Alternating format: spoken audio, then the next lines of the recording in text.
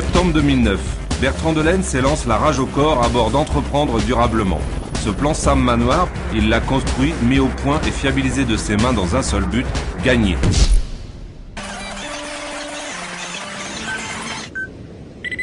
Hop, voilà, on a coupé l'équateur, comme le veut la tradition.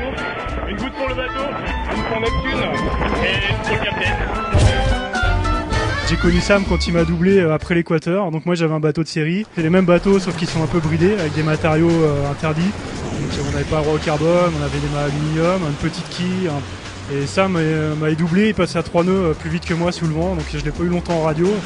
Et je me suis dit mince, j'aimerais bien faire ça aussi.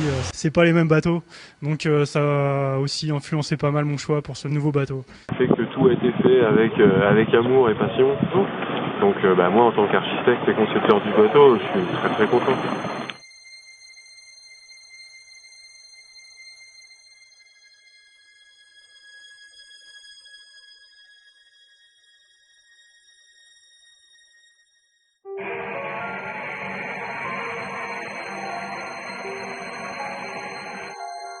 Donc j'ai construit ce bateau de mes mains à 70%.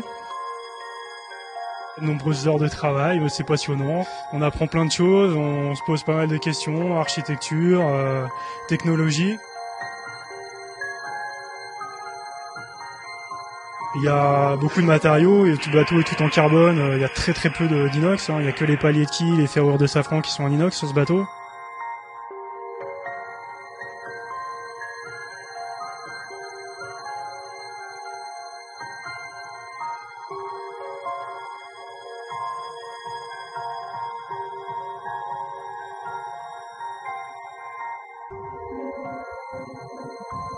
Toutes les difficultés qu'il a rencontrées avec le premier bateau lui ont servi à faire un bon bateau quand lui-même l'a fabriqué, puisqu'il a vu tous les points qui lui avaient posé problème avant. Être capable de faire un bateau qui gagne tout de suite une course pareille, quoi. Bateau en carbone qui est très technique à faire, la quille pendulaire, quelque chose de magnifique. Et être capable de faire ça, c'était quand même énorme.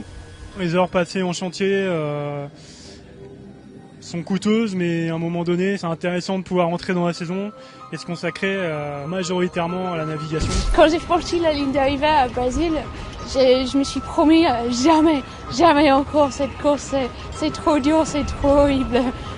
C'est que pour les fous. Comme un guerrier, il s'attaque à l'océan dans le but de rallier Funchal au plus vite. Les conditions à venir pour cette étape s'annoncent musclées, mais rien ne l'arrête. Ils vont partir avec un flux de nord-est qui va se renforcer au niveau du Cap Finistère. Donc là, il va falloir faire attention à éviter les sorties de route. Et tout le long du Portugal, ils vont avoir un vent de nord assez fort, avec une mer assez formée. Et donc ils vont aller assez vite. Ils sont en tout cas dans des conditions pour battre le record de la distance. Les favoris sont tellement motivés qu'ils ratent la première bouée. Ça portait à confusion, il y avait un hélicoptère et 40 bateaux autour d'une mauvaise bouée et les premiers qui font le tour de la bouée, donc j'ai suivi. Moi j'étais plutôt confiant quand j'ai su ça, parce que je savais, il s'était préparé à ce genre d'événement, de partir à la chasse. Je pense que c'est ce qu'il y avait de mieux pour lui dès le départ.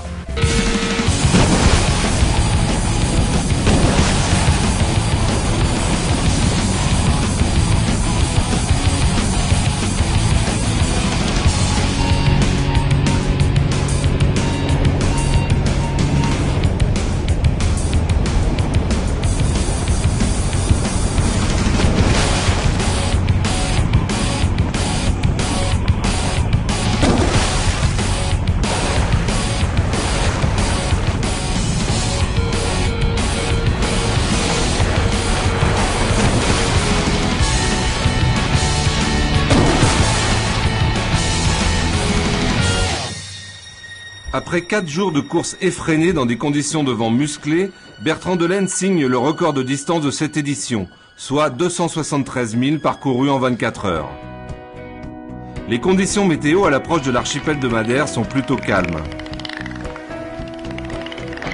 Bertrand franchit la ligne d'arrivée en vainqueur à 14h38 le 19 septembre.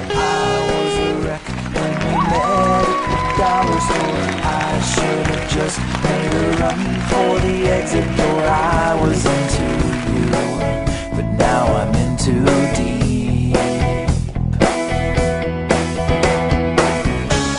passé dans une grosse veine de vent, il y avait 40 nœuds établis. En fait, on est un peu comme sur une motocross très légère et très puissante. On tourne la poignée et d'un coup, on va se prendre un gros coup de pied dans les fesses.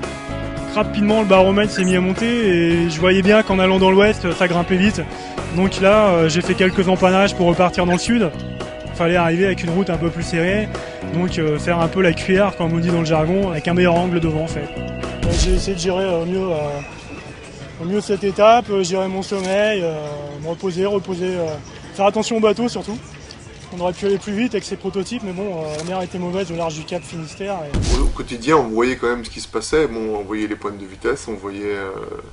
on sait bien que c'était très dangereux. Bon, tous les matins, on avait les résultats, enfin tout ce qu'il avait fait durant la journée, quoi. Et je sais, oui, qu'on attendait. On se dit que si ça va vite, c'est qu'il sent que ça peut le faire, quoi. Quand on est à côté du bateau et qu'on voit les dimensions, c'est vrai qu'on a du mal à s'imaginer en pleine mer, avec des creux.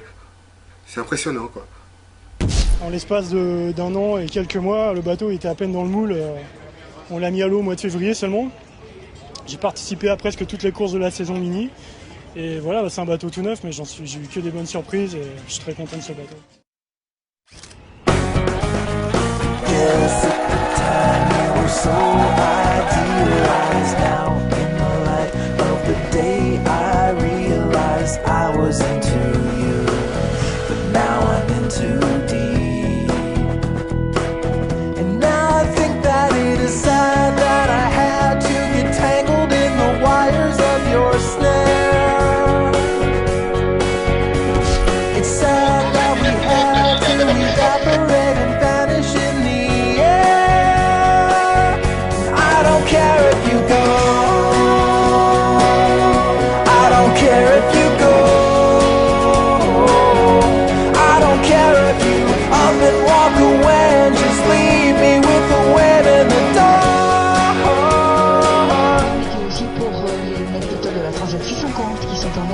Qui mettent le cap sur le Brésil.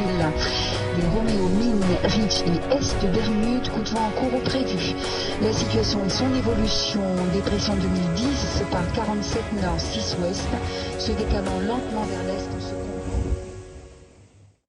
Donc ça fait 4 jours de course déjà qu'on est parti, j'ai l'impression que ça a fait plus, mais bon, c'est comme ça souvent les premiers jours.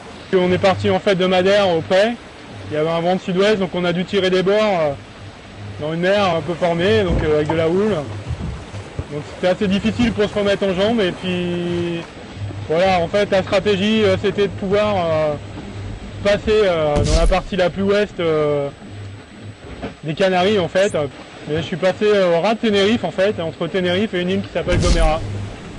C'était super, je suis passé en plein jour avec le coucher de soleil sur Tenerife le soir, magnifique. Après 5 jours de course, Bertrand attrape les alizés et envoie enfin son grand spi. Il passe en tête au large des côtes de la Mauritanie. Son option au passage des Canaries s'est donc avérée efficace.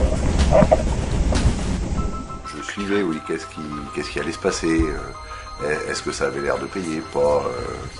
Et donc chaque fois qu'il prenait une stratégie différente des autres, c'était un petit moment d'inquiétude. Est-ce qu'il a raison, est-ce qu'il n'a pas raison? Pour moi, la vie à bord, là, c'est un peu compliqué puisque je me suis brûlé assez bien le pied droit hier soir. Je me suis renversé de l'eau chaude de mon réchaud, là.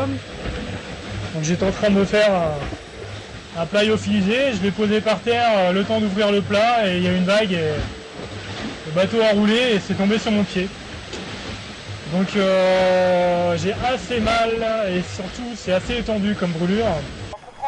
Bertrand déclenche sa balise de détresse et entre en contact via le bateau accompagnateur Max Havelaar avec Philippe Bouillard, médecin de la course.